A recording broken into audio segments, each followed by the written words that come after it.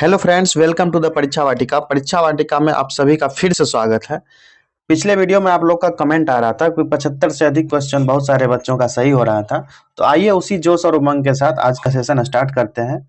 तो हमारा पहला प्रश्न है, राष्ट्रीय गान के मूल रूप में कितने पद हैं? तो इसका सही जवाब हो जाएगा 5 पद। कितने? 5 पद। राष्ट्रीय गान के मूल रूप में 5 पद हैं और राष्ट्रीय गान में केवल प्रथम पद है जो छंद से लिया गया है। कहाँ से? छंद से लिया गया है। ठीक है। और राष्ट्रीय गान में जो है कलकत्ता जो कांग्रेस अधिवेशन था उसका अध्यक्ष विशन नारायण धर द्वारा 1911 में किया गया था। उसमें राष्ट्रीय गान सर्वप्रथम तत्वबोधिनी पत्रिका जो थी उसमें भारत भाग्य विधाता शीर्षक नाम से प्रकाशित किया गया था, जिसमें भारतीय संसद के अधिवेशन का जो प्रारंभ होता है वो जनगण मन से और समापन जो होता है वो वंदे मातरम से होता है। ठीक है। और राष्ट्रगान जो करने में है 52 सेकंड का समय लगता है। कितना? 52 सेकंड का समय लगता है। और इसे कलकत्ता राष्ट्रीय अधिवेशन में 27 दिसंबर 1911 ईस्वी को 27 दिसंबर 1911 ईस्वी को लाया गया था और 24 जनवरी 1950 को भारत के राष्ट्रगान के रूप में गाया गया। ठीक है। और कलकत्ता जो कांग्रेस अधिवेशन था उसमें जनगण मन का गायन जो है रविंद्रनाथ टैगोर जो थे, ऐसा आप लोग जानते हैं जैसा कि रविंद्रनाथ टैगोर के द्वारा ये गाया गया था। तो इसकी भांजी जो थी सरला सरला नाम की उनकी भांजी थी रविंद्रनाथ टैगोर की, और कुछ बच्चे ये सब मिलकर के राष्ट्रगान जनगण मन गाए थे। और इसका अंग्रेजी अनुवाद जो है 1919 ईस्वी में, कब? 1919 ईस्वी में the morning song of India नाम से प्रकाशित किया गया था। और इस राष्ट्रीय गान का संगीतकार जो था हर्बर्ट मुरिल था, जिसे ऑर्केस्ट्रा का धुन भी गाया था। ब्रिटिश भारत में 1870 ईस्वी में जब अंग्रेज थे तो उस समय भारत का राष्ट्रगान जो था वो गॉड सेव द क्वीन, क्या था? गॉड, एक minute, God save the queen, पहले ये राष्ट्रगान गाया जाता था। ठीक है। और बंकिम चंद्र चटर्जी जी ने संस्कृत और बांग्ला भाषा मिश्रण से वंदे मातरम ये गीत गाया था, कब? 1876 ईस्वी में। इनके द्वारा ये रचना भी किया गया था। और राष्ट्रगीत भी बांग्ला भाषा में ही लिखा गया था, जिसे आबिद अली ने हिंदू और उर्दू भाषा में रूपांतरण किया था। अगला प्रश्न देखते हैं, नीलगिरी और अन्नामलाई पहाड़ियों के बीच स्थित दर्रा कौन सा है? तो इसका सही जवाब हो जाएगा पालघाट दर्रा। पालघाट दर्रा जो है इन दोनों के बीच है, जिसकी ऊंचाई 305 मीटर है। कितना? 305 मीटर है, जो कोयम्बटूर और कोचीन के बीच का संपर्क भाग है। किसके? कोयम्बटूर और कोचीन के बीच का। ठीक है। थालघाट जो है, थालघाट दर्रा ये नासिक में है। कहां पर? नासिक का दर्रा है, जो मुंबई के बीच के संपर्क का भाग है, नासिक और मुंबई के। ठीक है। भोरघाट, भोरघाट जो दर्रा है ये कहां का है? मुंबई और पुणे के बीच का, मुंबई और पुणे के बीच का संपर्क भाग है। ठीक है। अब बचा गोमर घाट। गोमर घाट दर्रा है, आप लोग कमेंट कीजिए ये कहां के बीच को जोड़ता है। ठीक है। अगला प्रश्न देखते हैं तब तक। तमिलनाडु राज्य का सबसे ऊंचा पर्वत शिखर है, तमिलनाडु राज्य का सबसे ऊंचा पर्वत शिखर कौन सा है? तो डोडा बेटा। डोडा बेटा जो है तमिलनाडु का सबसे ऊंचा पर्वत शिखर है, जिसका 2637 मीटर ऊंचाई है इसकी। ठीक है। और दक्षिण भारत की सबसे ऊंची चोटी कौन सी है? अनैमुदी। अनैमुदी कौन सी? अनैमुदी जो है दक्षिण भारत की सबसे ऊंची चोटी है। अगला प्रश्न देखते हैं, तीन ओर से भारत का जो राज्य बांग्लादेश से घिरा है उसका नाम क्या है? तीन ओर से पूछ रहा है, तो तीनों ओर से भारत का कौन सा राज्य बांग्लादेश से घिरा है? तो त्रिपुरा है। इसका सही जवाब हो जाएगा विकल्प डी, त्रिपुरा। ठीक है। भारत के राज्य से जो सीमा चीन से जुड़े हैं, चीन से जुड़े सीमा अगर पूछा जाए तो कौन कौन सा होगा? हिमाचल प्रदेश, हिमाचल प्रदेश, उसके बाद उत्तराखंड, उसके बाद सिक्किम, उसके बाद अरुणाचल प्रदेश, लद्दाख जो केंद्र शासित प्रदेश है, ये सब चीन से जुड़े सीमावर्ती भारतीय राज्य हैं।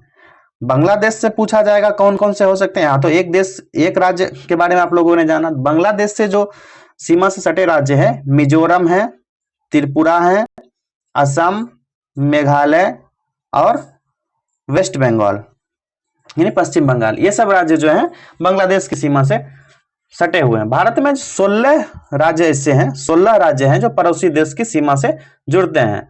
भारत की जल और स्थल सीमा से लगे देश कौन कौन से हैं? तो बांग्लादेश और म्यांमार और पाकिस्तान। कौन कौन से? बांग्लादेश, म्यांमार और पाकिस्तान, जो जल स्थल और सीमा से जुड़े देश। अगला प्रश्न देखते हैं, नई दिल्ली का शिलान्यास 15 दिसंबर 1911 को किसने किया था? तो इसका सही जवाब हो जाएगा विकल्प बी, सम्राट जॉर्ज पंचम ने नई दिल्ली का शिलान्यास 15 दिसंबर 1911 को किया था। लॉर्ड हार्डिंग द्वितीय उस समय भारत का वायसराय था। कौन? लॉर्ड हार्डिंग द्वितीय। अगला प्रश्न देखते हैं, विख्यात चित्रकार राजा रवि वर्मा ने तैल चित्रकला सीखी? किससे सीखी थी तैलीय चित्रकला? तो इसका सही जवाब हो जाएगा विकल्प ए, थियोडोर जॉनसन से। थियोडोर जॉनसन से इन्होंने तैलीय चित्रकला सीखी थी। राजा रवि वर्मा जो केरल के राजा थे, जो प्रसिद्ध चित्रकार भी थे, और नंदलाल बसु प्रसिद्ध चित्रकार थे उस समय के। राजा रवि वर्मा के अधिकांश चित्र जो है इतिहास और पुराण पर आधारित। किससे? इतिहास और पुराण पर आधारित है। अगला प्रश्न देखते हैं हम लोग, पंडित जवाहरलाल नेहरू की सर्वाधिक चर्चित पुस्तक कौन सी है? तो आप लोग फटाफट कमेंट कीजिए। इनकी जो सर्वाधिक चर्चित पुस्तक है डिस्कवरी ऑफ इंडिया। कौन सा? Discovery of India. इसकी रचना जवाहरलाल नेहरू ने अहमदनगर किला जो जेल में है, जेल में रहकर की थी, जब वे भारत छोड़ो आंदोलन के दौरान, कब? अप्रैल से सितंबर 1944 में जेल में बंद थे, बंदी बनाए गए थे, उस समय इन्होंने किया था। नेहरू का जन्म जो है इलाहाबाद में 14 नवंबर 1889 में हुई थी। इनके ही जन्मदिन पर बाल दिवस मनाया जाता है। ठीक है। An autobiography, A bench old letters, glimpse of world history, letters from the father to the birth, ये सब पुस्तक जो है जवाहरलाल नेहरू के ही द्वारा लिखा गया था। ए पैसेज टू इंडिया पुस्तक जो है इस पोस्टर द्वारा लिखा गया। ये सबसे इंपॉर्टेंट क्वेश्चन है, आप लोग इसको वीवीआई क्वेश्चन के रूप में नोट कर लीजिए। अगला प्रश्न देखते हैं, ये गणित का है, इसको सेपरेट वीडियो में देखेंगे। अगला प्रश्न है, निम्नलिखित कथनों पर विचार कीजिए। पहला कथन है, पूर्ण सूर्य ग्रहण हमेशा पूर्णिमा की रात्रि को होता है। ठीक है। इसमें पहले देख लीजिए, सही कथन का चुनाव करने कहा जा रहा है। तो पूर्ण सूर्य ग्रहण हमेशा पूर्णिमा की रात्रि को होता है, ये कथन गलत है, क्योंकि पूर्ण सूर्य ग्रहण जो होता है अमावस्या की रात्रि को होता है। कथन को आपको सही गलत करते जाते हैं, उसके बाद हम लोग इसका सही चुनाव कर लेंगे। चंद्र ग्रहण हमेशा अमावस्या को होता है, चंद्र ग्रहण हमेशा अमावस्या को होता है, ये भी गलत है, क्योंकि चंद्र ग्रहण हमेशा पूर्णिमा की रात्रि को होता है। 21 सितंबर और 21 मार्च को शरद विश्व और वसंत विश्व कहते हैं, ये भी गलत है, क्योंकि 23 सितंबर और 21 मार्च को शरद विश्व और वसंत विश्व इसको कहते हैं, ये भी गलत है। अगला कथन है, सूर्य ग्रहण हमेशा पूर्ण होता है तथा चंद्र ग्रहण हमेशा आंशिक होता है, ये भी कथन गलत है, क्योंकि सूर्य ग्रहण और चंद्र ग्रहण आंशिक अथवा पूर्ण दोनों हो सकता है। ठीक है। इस प्रकार इस प्रश्न का जो सही जवाब हो जाएगा, इनमें से कोई नहीं, विकल्प डी, यानी कोई भी कथन यहाँ पर सही नहीं है। कथन का व्याख्या करके आपको बता दिए हैं कि सही क्यों नहीं है। अगला प्रश्न देखते हैं, सुएज नहर की लंबाई कितनी है? आप लोग फटाफट कमेंट कीजिए, सुएज नहर की लंबाई कितनी है?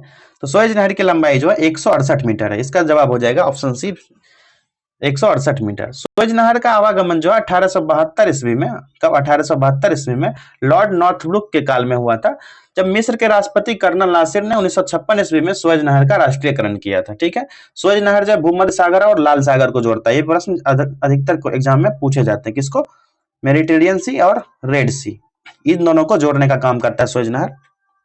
अगला प्रश्न देखते हैं, भारतीय ज्ञानपीठ पुरस्कार के प्रथम विजेता साहित्यकार कौन थे? तो इसका सही जवाब हो जाएगा विकल्प डी, मलयालम साहित्य के। भारतीय ज्ञानपीठ पुरस्कार के प्रथम विजेता साहित्यकार जी शंकर कुरूप मलयालम साहित्यकार के संबंधित थे, और भारतीय ज्ञानपीठ पुरस्कार का आरंभ जो है 1965 ईस्वी में किया गया, और साहित्य के क्षेत्र में भारत का सर्वोच्च पुरस्कार है। क्या है? सर्वोच्च पुरस्कार। प्रथम बार जो है श्री शंकर कुरूप को ओडा कुजाई के लिए, किसका? ओडा कुजाई के लिए इनको दिया गया था, शंकर परसाई को दिया गया था। अगला प्रश्न देखते हैं, क्वींसबेरी रूल संबंधित है, किससे संबंधित है? Queensberry rules. क्वींसबेरी रूल्स जो है ये मुक्केबाजी से संबंधित है, तीरंदाजी से संबंधित, निशानेबाजी से, बास्केटबॉल से, ये सब पिछले कुछ वीडियो में आपको बताया गया था। आप लोग ये नोट कर लीजिएगा, ये कौन कौन से जो शब्द हैं किस खेल से संबंधित है, आप लोग गूगल भी कर लीजिएगा, वैसे आपको बता देते हैं। तीरंदाजी से संबंधित कुछ महत्वपूर्ण शब्द हैं, जैसे एंकर, क्रिस्टल, हुक। निशानेबाजी संबंधित है bull's eye, target, trench, shooting. Basketball से कौन कौन संबंधित है वर्ड?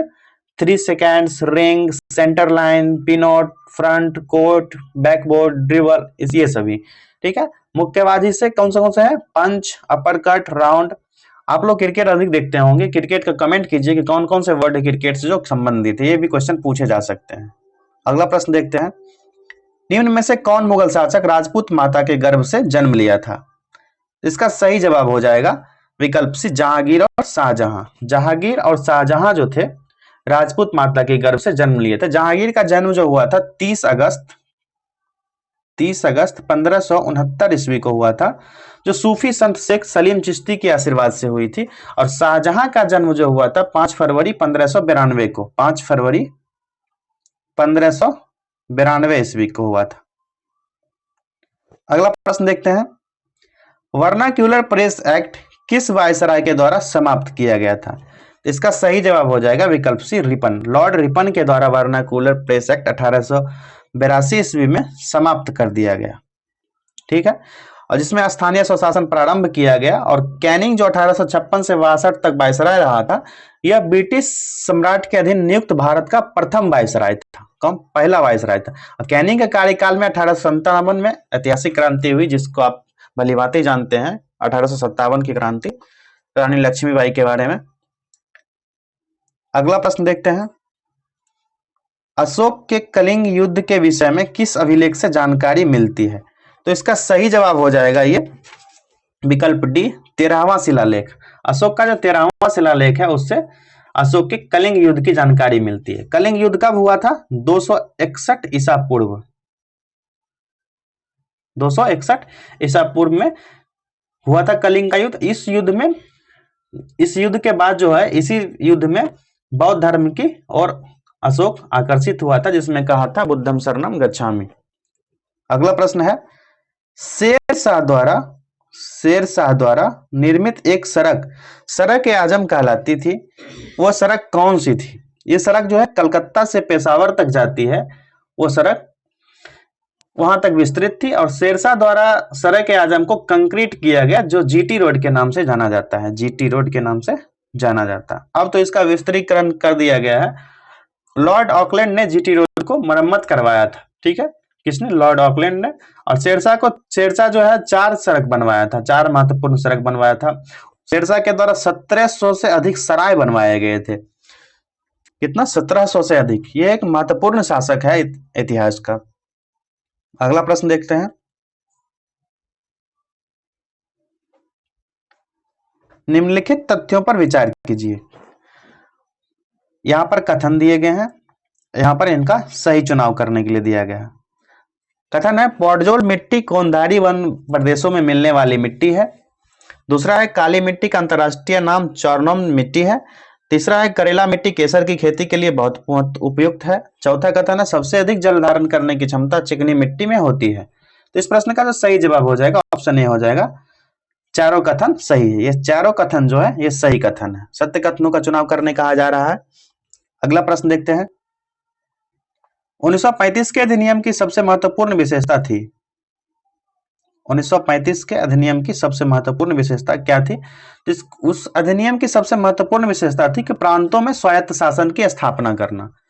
क्या? प्रांतों में स्वायत्त शासन की स्थापना करना, ये सबसे इंपॉर्टेंट था उस समय। और भारत शासन अधिनियम 1935 में 5-6 पॉइंट आप नोट कर लीजिए, जिसमें अखिल भारतीय संघ की स्थापना की गई, केंद्र में द्वैध शासन की स्थापना हुई, संघीय न्यायालय की व्यवस्था की गई, ब्रिटिश संसद की सर्वोच्चता दी गई, प्रांतीय स्वायत्तता, ये सभी जो चीज तथ्य हैं ये 1935 एक्ट का महत्वपूर्ण विशेषता है। अगला प्रश्न देखते हैं, अंग्रेजों ने क्रिप्स मिशन को भारत में किस उद्देश्य से भेजा था? किस उद्देश्य से भेजा था? इंग्लैंड के युद्ध प्रयत्न में भारतों का सहयोग प्राप्त करने हो। तो इसका सही जवाब हो जाएगा विकल्प सी। ठीक है, क्रिप्स मिशन इसीलिए भारत में आया था।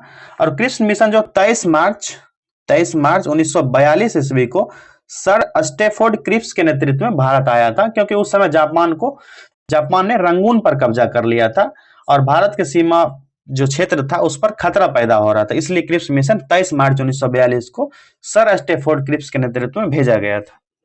अगला प्रश्न है, नीति निर्देशक तत्वों में बच्चों के लिए निःशुल्क प्राथमिक और अनिवार्य शिक्षा का प्रावधान संविधान के किस अनुच्छेद द्वारा किया गया है? तो इसका सही जवाब आप लोग जानते ही हैं, इसका सही जवाब हो जाएगा अनुच्छेद 45। इसमें बच्चों के लिए निःशुल्क प्राथमिक और अनिवार्य शिक्षा का प्रावधान किया गया, जिसमें 0 से 6 वर्ष के बच्चों को पोषणहार और शिक्षा का प्रावधान राज्य सरकार देंगे।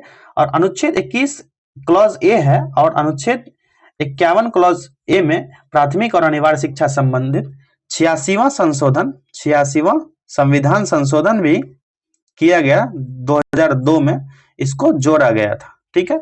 अनुच्छेद 47 में राज्य सरकार को निर्देश दिया गया है कि पोषण आहार, जीवन स्तर को ऊंचा करना और लोक स्वास्थ्य का सुधार करना ये बच्चों का कर्तव्य राज्य सरकार के अंतर्गत दिया गया है।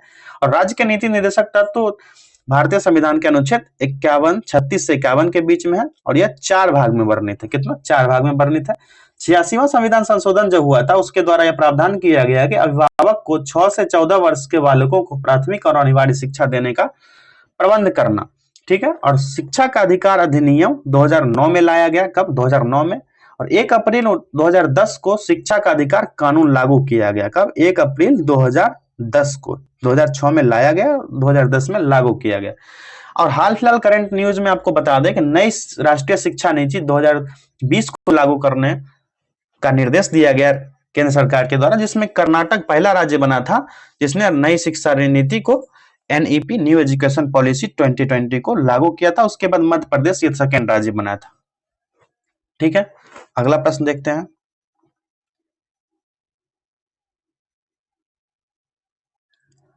भारत में मंत्री परिषद सामूहिक रूप से किसके प्रति उत्तरदायी होता है? ये पिछले सेट में भी हम लोगों ने देखा है कि मंत्री परिषद जो होता है सामूहिक रूप से लोकसभा के प्रति उत्तरदायी होता है। संसद के 2 अंग होते हैं, लोकसभा और राज्यसभा। ठीक है। और एक संघ के मंत्री के व्यक्तिगत रूप में राष्ट्रपति जो होता है व्यक्तिगत उत्तरदायी होता है। ठीक है। लोकसभा जनता का प्रतिनिधि होता है, प्रति उत्तरदायी भी होता है। और भारतीय संविधान के अनुच्छेद 79 आर्टिकल 79 में उपबंध के रूप में संसद के अंतर्गत लोकसभा, राज्यसभा और राष्ट्रपति को रखा गया है। और अनुच्छेद 80 के अंतर्गत राज्यसभा, 80 के अंतर्गत राज्यसभा और अनुच्छेद 81 के अंतर्गत लोकसभा के गठन का प्रावधान किया गया है। अगला प्रश्न देखते हैं। भारत में राष्ट्रीय आय की गणना किस विधि का प्रयोग किया जाता है? राष्ट्रीय आय की गणना में भारत में किस विधि का प्रयोग किया जाता है? तो आप लोग फटाफट कमेंट कीजिए। इसमें जो होता है उत्पत्ति गणना विधि और आय विधि, ये दोनों का प्रयोग किया जाता है। दोनों ऑप्शन दिए गए हैं। पहला ऑप्शन उत्पत्ति गणना विधि, दूसरा ऑप्शन है आय विधि और तीसरा ऑप्शन दिया गया प्रयुक्त दोनों। तो इसमें दोनों विधि का प्रयोग किया जाता है, आय गणना विधि और उत्पत्ति गणना विधि। ठीक है। उत्पत्ति गणना विधि जो होता है, कुजनेट्स ने इस विधि को वस्तु और सेवा विधि से नाम से परिभाषित किया था। किसने? कुजनेट्स।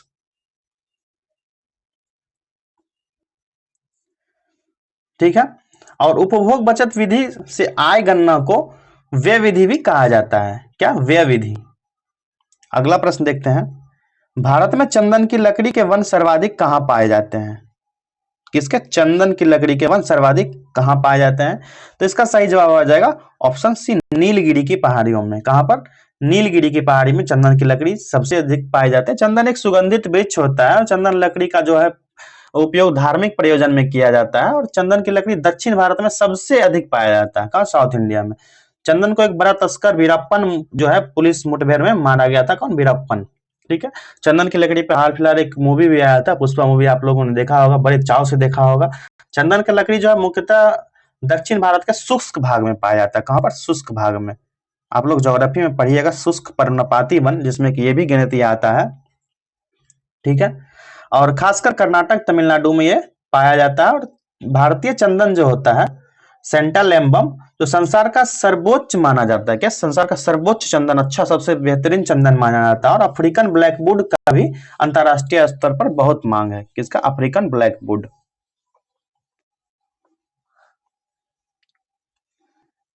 ठीक है। इसको रेड सैंडल कहा जाता है और यहाँ पर अफ्रीकन ब्लैकवुड की हम चर्चा कर रहे हैं, जो कि प्रश्न से बाहर का फैक्ट है। अगला प्रश्न देखते हैं। अगला प्रश्न है, यदि सामान्य पानी में कोई अंडा डाला जाए तो वह डूब जाता है, पर यदि पानी में काफी मात्रा में नमक मिला हुआ हो तो अंडा डाला जाए उसमें, तो अंडा क्या होगा उसका? उस समय अंडा जो होगा पानी पर तैरता रहेगा। क्या होगा? तैरता रहेगा। यदि सामान्य पानी में कोई अंडा डाला जाता है तो वह डूब जाता है, पर पानी में काफी मात्रा में नमक डाल दिया जाए तो अंडा तैरता रहेगा। अंडा का तैरने का मुख्य कारण हो जाएगा पानी में नमक मिलाने से घनत्व में वृद्धि हो जाता है। क्या होता है? उसका डेंसिटी बढ़ जाता है। क्या होता है? डेंसिटी बढ़ जाता है। इसी तरह चांदी के चम्मच से अंडा खाया जाना वर्जित किया जाता है, क्योंकि चांदी जो होता है अंडा में उपस्थित गंधक से प्रतिक्रिया कर काले रंग का सिल्वर सल्फाइड बनाता है। क्या होता है? जिससे कि आप फॉर्मूला बता देते हैं, 2Ag, 2 मोल आप अर्जेंटिनम लेंगे और एक सिलिकॉन हो जाएगा, तो अर्जेंटिनम दोगुना हो जाएगा सिलिकॉन साथ मिलके। ठीक है, तो क्या प्रतिक्रिया करके बनाएगा? यह सिल्वर सल्फाइड बना देता है। ठीक है, सिल्वर एक मुद्रा धातु है।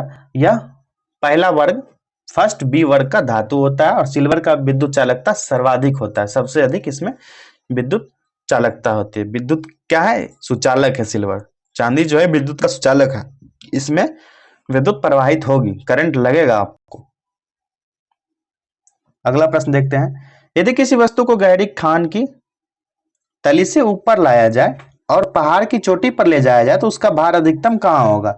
इसका जो भार अधिकतम होगा पृथ्वी की तल पर होगा। कहां पर? पृथ्वी की तल पर होगा। अगला प्रश्न देखते हैं, परिदर्शी यंत्र पेरिस्कोप का उपयोग कहां पर किया जाता है? पेरिस्कोप की यूज जो है पनडुब्बियों में से बाहर की वस्तुओं देखने के लिए किया है। जो पनडुब्बी होते हैं, जो समुद्री तल में पनडुब्बी होते हैं, जैसे कि भारतीय नौसेना में इसका यूज किया जाता है, उसमें इसका उपयोग किया जाता है। ठीक है, और सबमरीन की सहायता से पानी के अंदर चलने वाले छोटा जलयान है, जिसकी सहायता समुद्र की सतह पर होने वाली हलचल का भी ज्ञान होता है। किसमें? सबमरीन की सहायता, सबमरीन, जिसको सबमरीन भी कहते हैं हम लोग, सबमरीन। ठीक है, अगला प्रश्न देखते हैं।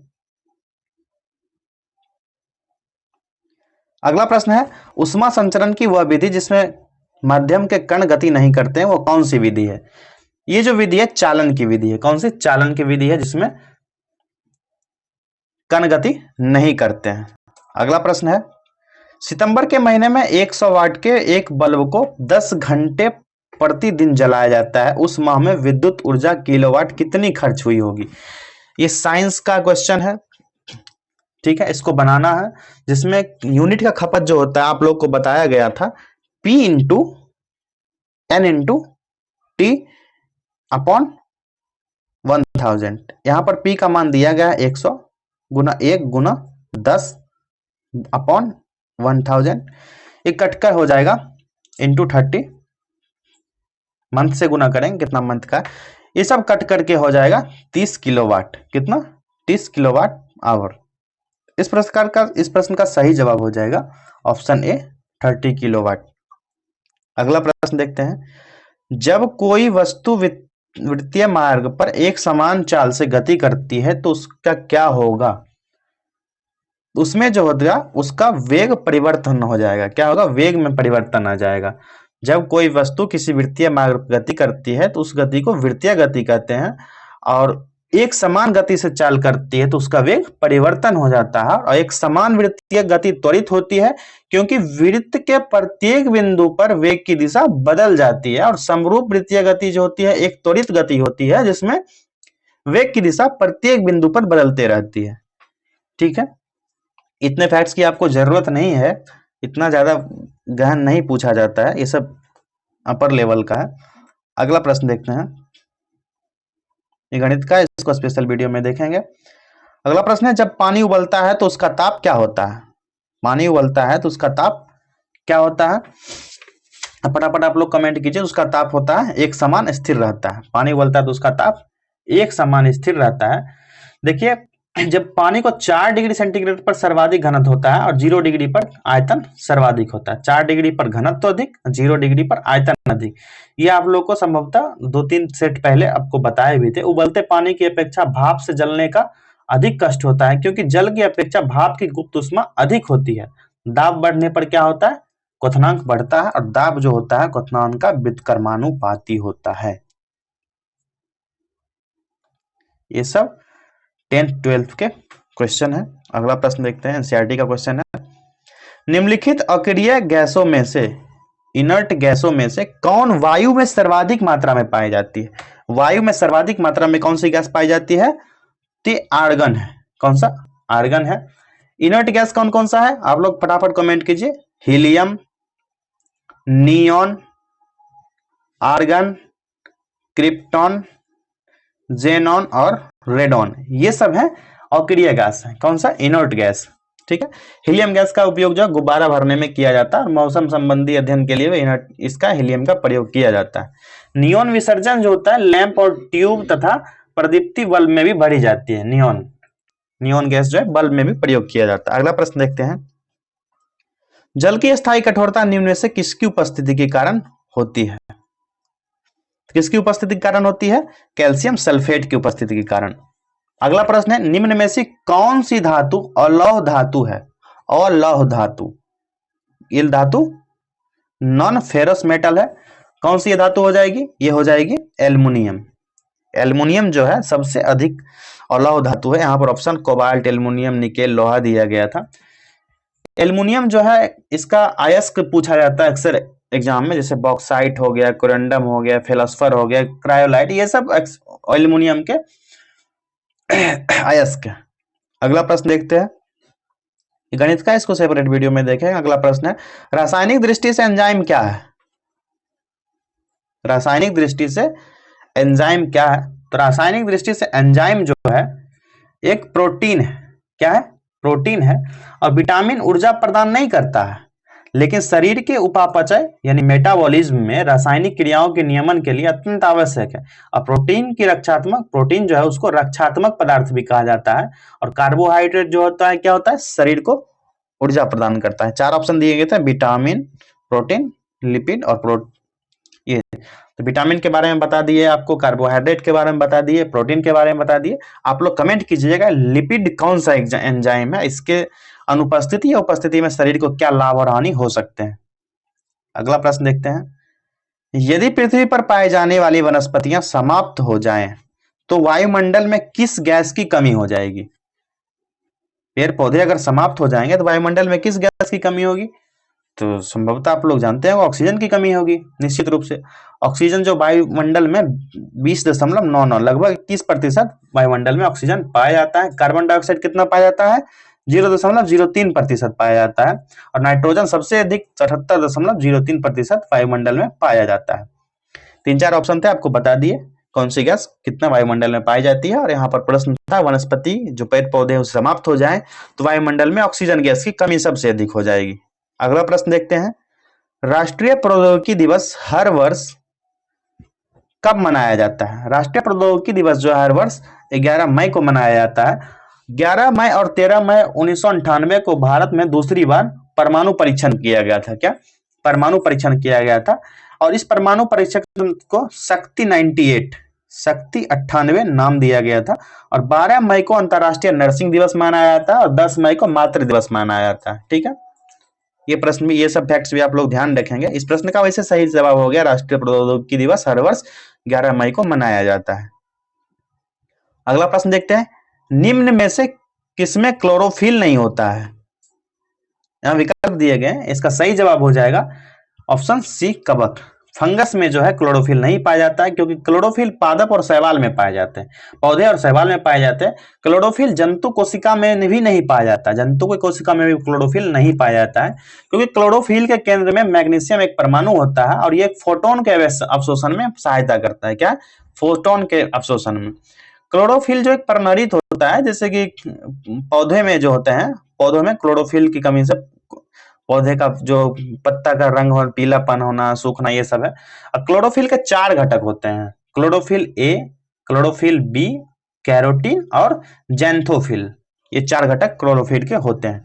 इतने सारे फैक्ट्स आपको बता दिए। ये भी इंपॉर्टेंट फैक्ट आ सकता है, क्लोरोफिल की कमी से क्या क्या होता है, इनके कितने घटक हैं। वैसे इस प्रश्न का सही जवाब हो जाएगा कवक में क्लोरोफिल नहीं पाया जाता है और जंतु कोशिका में भी क्लोरोफिल नहीं पाया जाता है। अगला प्रश्न देखते हैं। निम्नलिखित में से किसका ऊष्मीय मान अधिकतम होता है? ऊष्मीय मान अधिकतम किसका होगा? वसा का। किसका? वसा का। अगला प्रश्न देखते हैं। विभिन्न वस्तुओं को एक ही समय पर एक से अधिक तल पर देखना संभव है, कब संभव है? ये फिजिक्स का क्वेश्चन है। जब आंख के सिर दोनों एक तरफ हो, दोनों आंख सिर के दोनों तरफ, ठीक है, आंखें जो है सिर के दोनों तरफ होगी, तब विभिन्न वस्तुओं को एक ही समय पर एक से अधिक तल पर देखना संभव हो जाएगा। मनुष्य द्वारा अपने दोनों नेत्रों द्वारा 180 डिग्री कोण पर देखा जा सकता है। कितना? अधिकतम 180 डिग्री कोण पर, ठीक है। अधिक गहराई तक देखा जा सकता है तथा रंगों की अधिक अनुभूति इससे प्राप्त किए जा सकते हैं, ठीक है। कब कब? मानव नेत्र के रेटिना पर वस्तु का प्रतिबिंब बनता है। कहां पर? रेटिना पर बनता है। और किसी वस्तु का रेटिना पर प्रतिबिंब कैसा बन सकता है? उल्टा बन सकता है, वास्तविक प्रतिबिंब बन सकता है और छोटा बन सकता है, ठीक है। नेत्र का रंग जो होता है आइरिस के कारण होता है। किसके? आइरिस, जिसे हिंदी में परिताड़िका कहते हैं। आप लोग संभवतः कोशिश कीजिएगा कि साइंस का क्वेश्चन है उसको अंग्रेजी जो वहां पर जो ट्रांसलेट दिया होगा क्वेश्चन में उससे डील करना है, क्योंकि हिंदी में आप लोग फंस जाइएगा, ऐसा डील करने में बहुत दिक्कत आती है। अगला प्रश्न है, निम्न तालिका की कौन सी पंक्ति अवस्था परिवर्तन का प्रक्रिया के पदों के साथ क्रमशः मिलान करती है? ठीक है, तो इस प्रश्न का जो सही जवाब होगा यहाँ पे मिलान करने का है। संघनन, पिघलना, ठोस से तरल में जम जाता है। इस प्रश्न को आप अच्छे से डील कीजिए।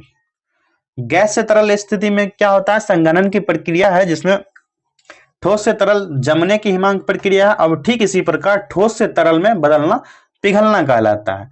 तो पदार्थ की एक अवस्था से दूसरे अवस्था में परिवर्तन तापमान क्या होता है? नियत रहता है। और ठोस से सीधे गैस में परिवर्तन को ऊर्ध्वापतन कहा जाता है। कितना? ऊर्ध्वपतन कहा जाता है। और द्रव में वाष्प के परिवर्तन को वाष्पीकरण कहते हैं। ठोस से द्रव में परिवर्तन को मेल्टिंग यानी पिघलना कहते हैं। इस प्रकार इस प्रश्न का सही जवाब हो जाएगा विकल्प बी है, जो सही है। जो गैस से तरल में जाती है तो संघनित होती है, तरल से ठोस में जाती है तो जम जाती है, और ठोस से तरल में आती है तो पिघलने होती है लगती है, ठीक है, मेल्ट होने लगती है। इसका सही जवाब हो जाएगा ऑप्शन बी। यहाँ पर सही मिलन करने कहा जा रहा है, सही मिलन ये सही है, बाकी सब ये सब गलत है। अगला प्रश्न देखते हैं।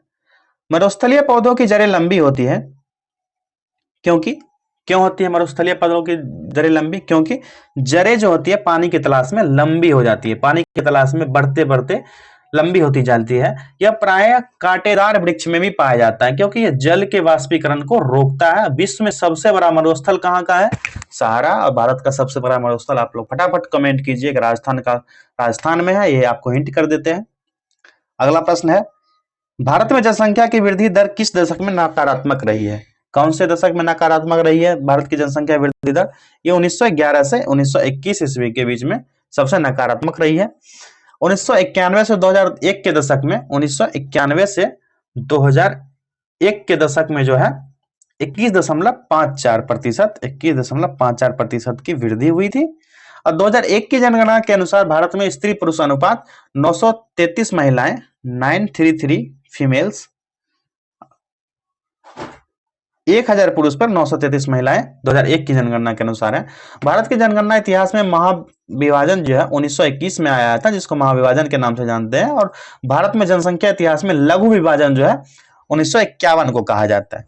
2001 के 11 के दशक की जनसंख्या वृद्धि दर कितना रहे? 2001 से 11 के बीच में 17.7%। और 1911 से 21 के मध्य जनसंख्या में नकारात्मक वृद्धि की दर 0.39% रहा था। ठीक है, अगला प्रश्न देखते हैं। निम्नलिखित में से किसके अंतर्गत भारत में सर्वप्रथम सुप्रीम कोर्ट की स्थापना हुई? किसके तहत हुई सुप्रीम कोर्ट की स्थापना? तो यह हुई थी रेगुलेटिंग एक्ट 1773। रेगुलेटिंग एक्ट 1773 के तहत भारत में सर्वप्रथम सुप्रीम कोर्ट की स्थापना हुई। रेगुलेटिंग एक्ट 1773 के अधीन 1774 ईस्वी में कलकत्ता हाईकोर्ट स्थापित किया गया था। कलकत्ता हाईकोर्ट की स्थापना हुई थी। और इसके प्रथम मुख्य न्यायाधीश कौन थे? एलिजाह एम्पे। ये क्वेश्चन अक्सर पूछे जाते हैं। एलिजाह एम्पे ये प्रथम न्यायाधीश बने थे कलकत्ता हाईकोर्ट के। अगला प्रश्न देखते हैं। अशोक स्तंभ को सर्वप्रथम किसने पढ़ा था? तो अशोक स्तंभ को सर्वप्रथम ये जेम्स प्रिंसेप थे, इन्होंने पढ़ा था 1837 ईस्वी में। इन्होंने सफलता पाया। और कंधार से प्राप्त शाह एक कुना लघु अभिलेख जो है, शिलालेख है सॉरी, जो ग्रीक और अरमाइक लिपि में, दोनों लिपि में, कौन कौन से? ग्रीक और अरमाइक लिपि दोनों में। कौन सा अभिलेख?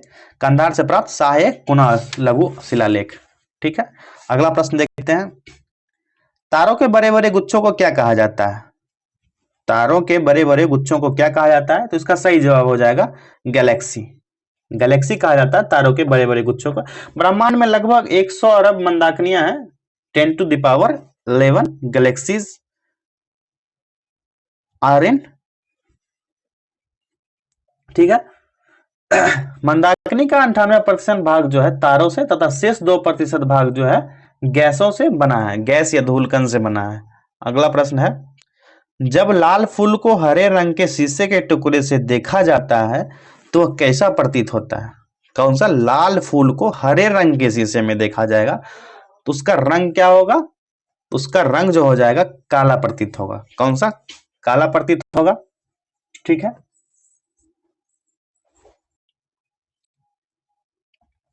अगला प्रश्न है, निम्नलिखित में से कौन सी जोड़ी सुमेलित है? यहाँ सुमेलित जोड़ी पूछा जा रहा है। कंदागी साड़ी जो है कर्नाटक से संबंधित है। कौन सा? कंदागी साड़ी कर्नाटक से संबंधित है।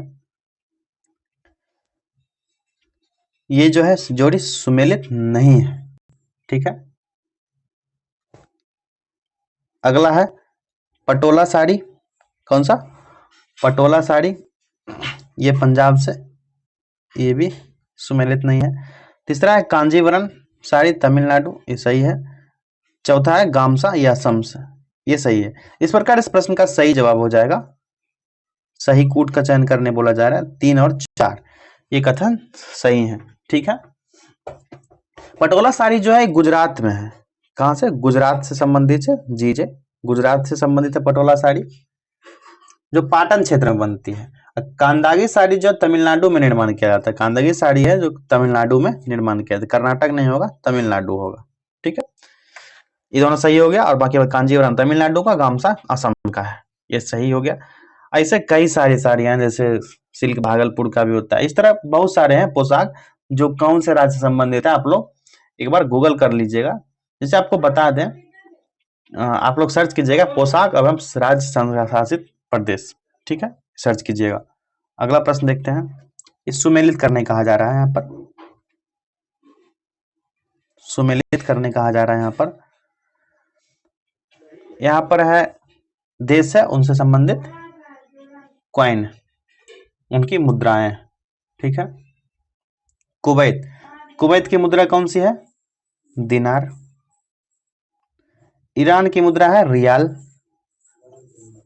ठीक है। सूरीनाम की मुद्रा है सूरीनाम डॉलर, ठीक है।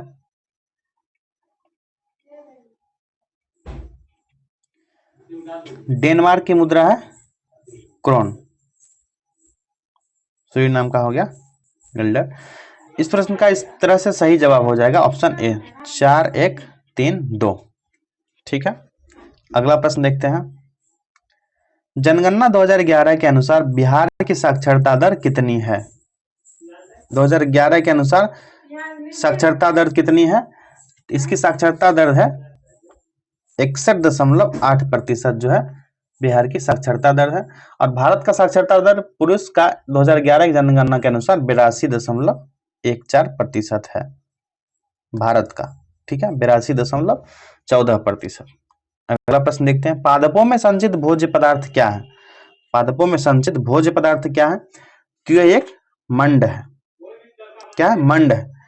अगला प्रश्न है, निम्नलिखित में से खुले बाजार की क्रियाएं किस नीति का अंग है? खुले बाजार की प्रतिक्रिया किस नीति का अंग है? साख नीति का। किसका? साख नीति का अंग है। साख नीति का संचालन जो है, साख नीति का संचालन जो है आरबीआई द्वारा किया जाता है और राजकोषीय नीति का निर्धारण केंद्र सरकार द्वारा किया जाता है। राजकोषीय नीति का निर्धारण केंद्र सरकार के द्वारा किया जाता है। अगला प्रश्न देखते हैं, फसलों पर आक्रमण करने की कीट की प्रायः कौन सी अवस्था अधिक हानि पहुंचाती है? यह अवस्था है इमेगो। इमेगो कैसी अवस्था है जहां पर कीट द्वारा प्रायः अधिक हानि पहुंचाई जाती है? ग्लेमेक्सेन नामक रासायनिक एक बेंजीन हेक्साक्लोराइड है, बीएचसी है, जो कीटाणुनाशक है। क्या है? कीटाणुनाशक है। बीएचसी एक कीटाणुनाशक है, ठीक है। अगला प्रश्न देखते हैं, इंद्रधनुष बनने का कारण नहीं है। इंद्रधनुष बनने का कारण कौन सा नहीं है इनमें से? तो व्यतिकरण। कौन सा? व्यतिकरण जो है इंद्रधनुष बनने की प्रक्रिया का कारण नहीं है। इंद्रधनुष बनने का जो प्रमुख तत्व है, कब बनता है बताते हैं आपको। तो इंद्रधनुष जो होता है कब बनता है, वर्षा होगा उसके तुरंत बाद बन सकता है। ठीक है, इसमें जो प्रिज्म का कार्य क्या करता है, तो वर्षा के तुरंत बाद हवा में लटकी जो जल की बूंद होती है प्रिज्म का कार्य करती है। प्रकाशिक घटनाएं इसमें होती है, कौन सी होती है, अपवर्तन, पूर्ण आंतरिक परावर्तन और वर्ण विक्षेपण, ये प्रकाशिक घटनाएं होती है। इंद्रधनुष किधर बनता है, इंद्रधनुष जब भी बनेगा सूर्य के विपरीत दिशा में, अपोजिट साइड ऑफ द सन। ठीक है, इसका जो मध्य रंग होगा कौन सा होगा, हरा होगा, ऊपर रंग और नीचे का रंग कौन सा होगा, ऊपर का लाल रंग होगा, नीचे का बैंगनी रंग होगा। इंद्रधनुष के बारे में बताए थे आपको कि दो प्रकार के होते हैं, प्राथमिक इंद्रधनुष और द्वितीयक इंद्रधनुष। द्वितीयक इंद्रधनुष जो होता है प्राथमिक इंद्रधनुष की अपेक्षा कुछ धुंधला दिखाई पड़ता है। ठीक है, अगला प्रश्न देखते हैं, निम्नलिखित में से किस रोग का टीका मुंह द्वारा किया जाता है, किस रोग का टीका मुंह के द्वारा किया जाता है, तो इसका सही जवाब हो जाएगा ऑप्शन बी, पोलियो का टीका जो है मुंह के द्वारा किया जाता है।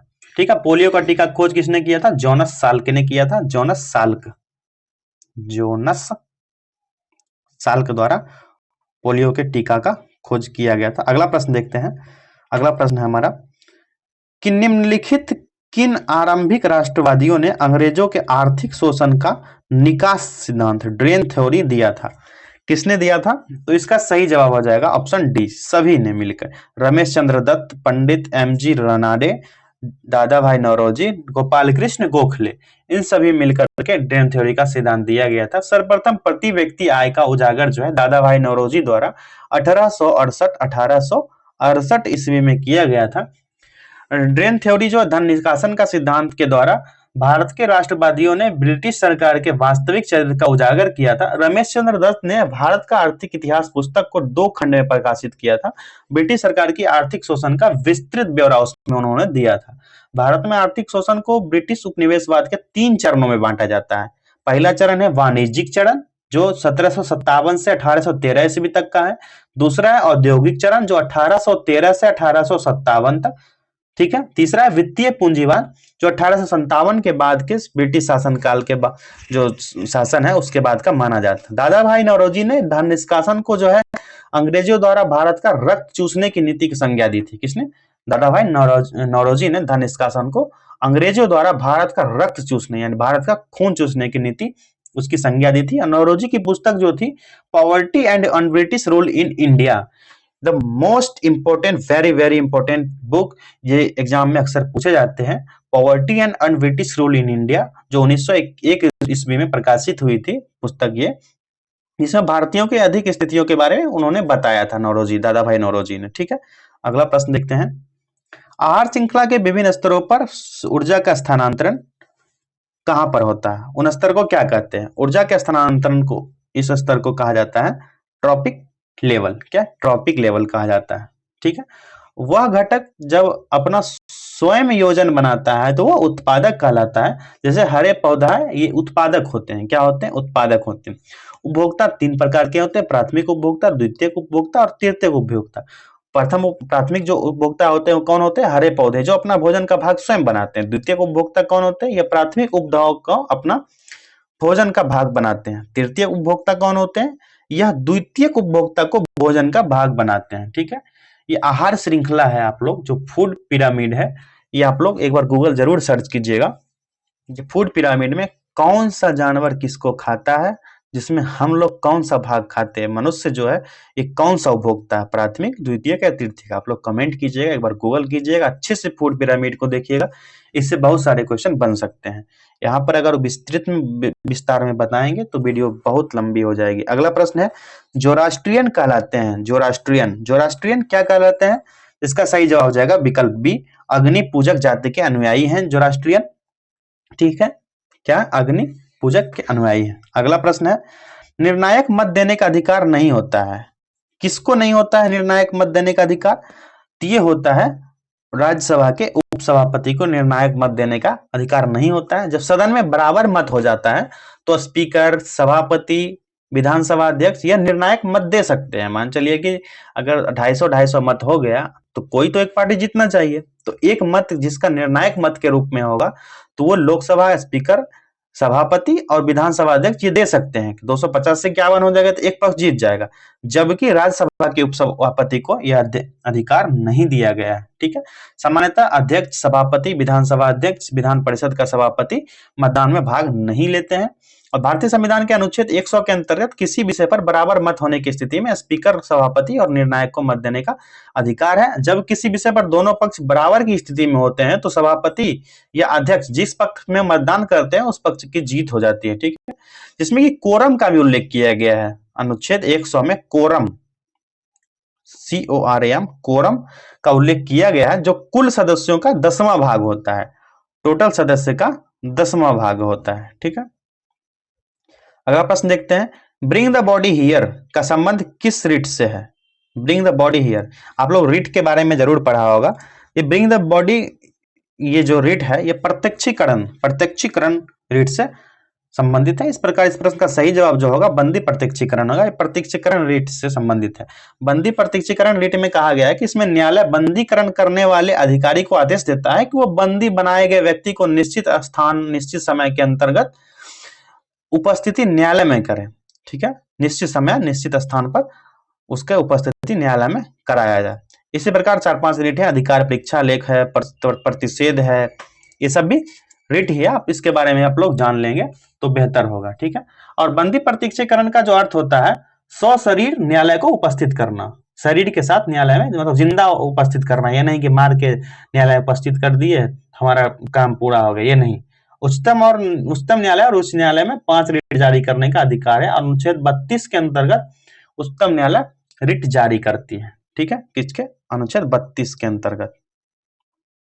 अगला प्रश्न देखते हैं, तमस उपन्यास के रचनाकार कौन है?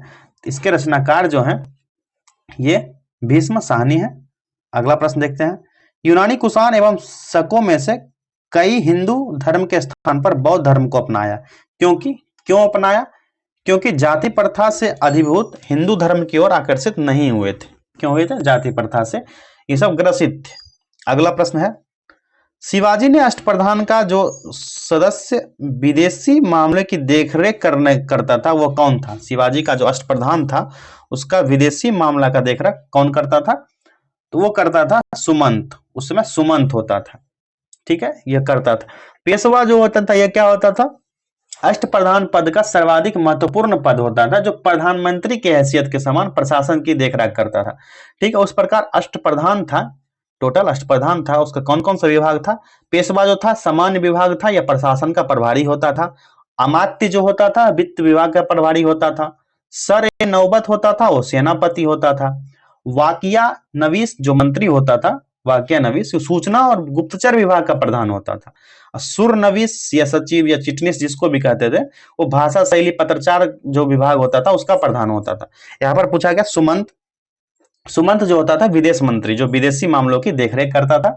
पंडित राव होता था, पंडित राव जो होता था धार्मिक कार्यों का प्रभारी होता था। ठीक है, और न्यायाधीश न्याय विभाग का प्रधान होता था न्यायाधीश। ठीक है, यहाँ पर पंडित राव भी दिया गया, पेशवा भी दिया गया, सचिव भी दिया गया, लेकिन आपको यहाँ पर 4 ही दिया गया। अष्टप्रधान की बात की है तो 8वें प्रधान के बारे में बताया गया आपको, यहाँ पर बता दिया आपको कि कौन से मामलों की देखरेख कौन सा अष्टप्रधान करता था, जिसके कौन से अष्टप्रधान के पास कौन कौन सा विभाग था।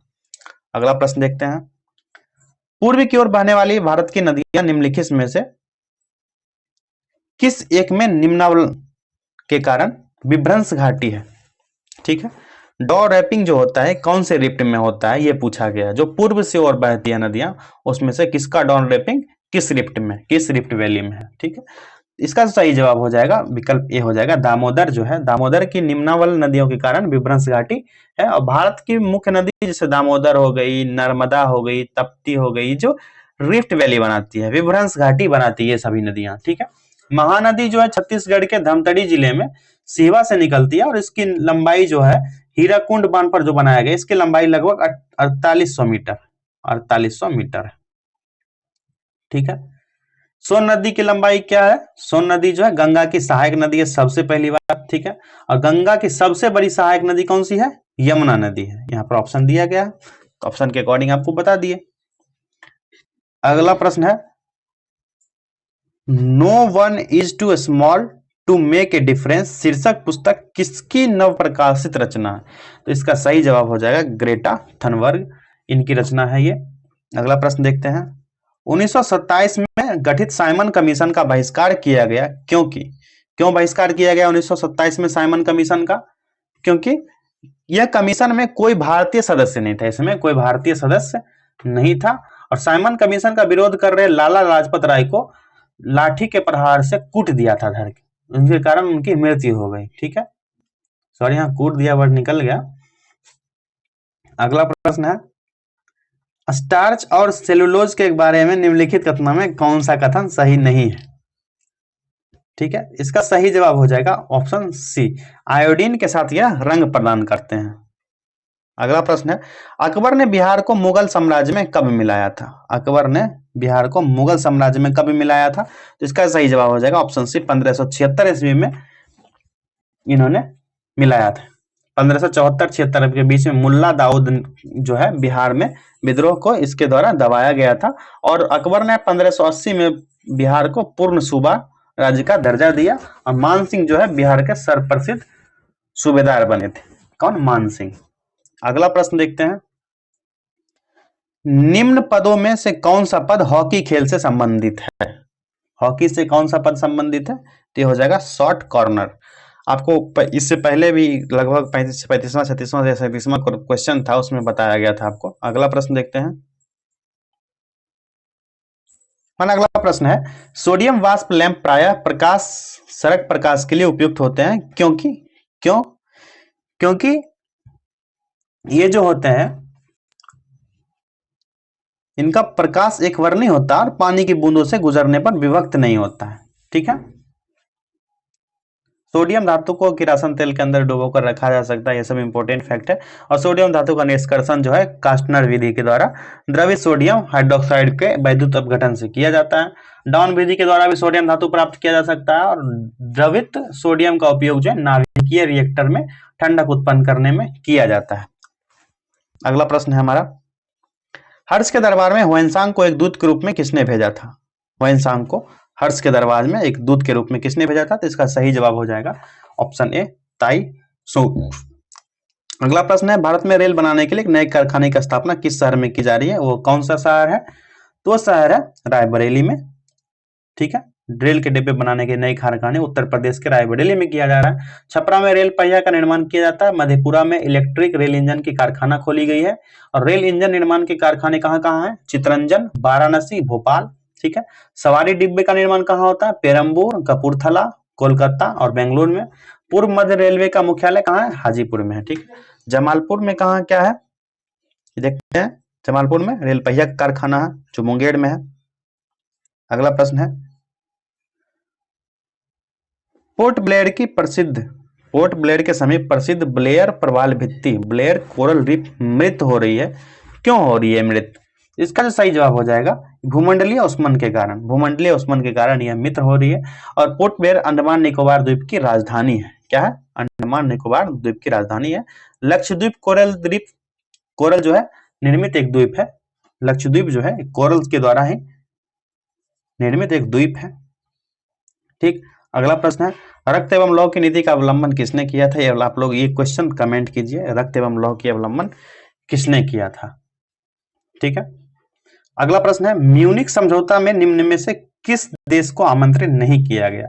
म्यूनिख समझौता में किस देश को आमंत्रित नहीं किया गया? तो इसका सही जवाब हो जाएगा विकल्प सी, रूस को।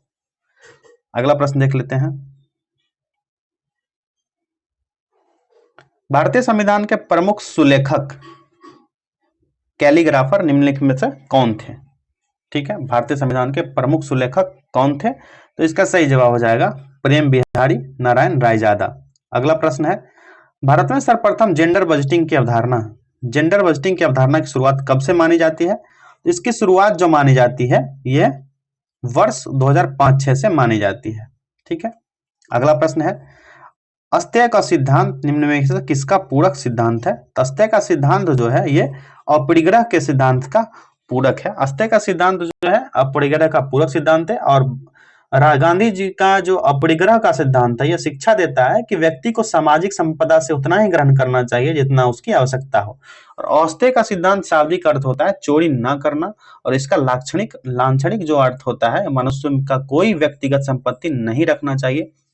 गांधी जी के विचार से समाज की सारी संपत्ति को संपूर्ण समाज की धरोहर माननी चाहिए। ठीक है, जो व्यक्ति अपनी तात्कालिक आवश्यकता से अधिक धन संग्रह करता है तो उसे चोर समझना चाहिए, क्योंकि वह दूसरों को उसके प्रयोग से वंचित करता है। ये गांधी जी का मानना था।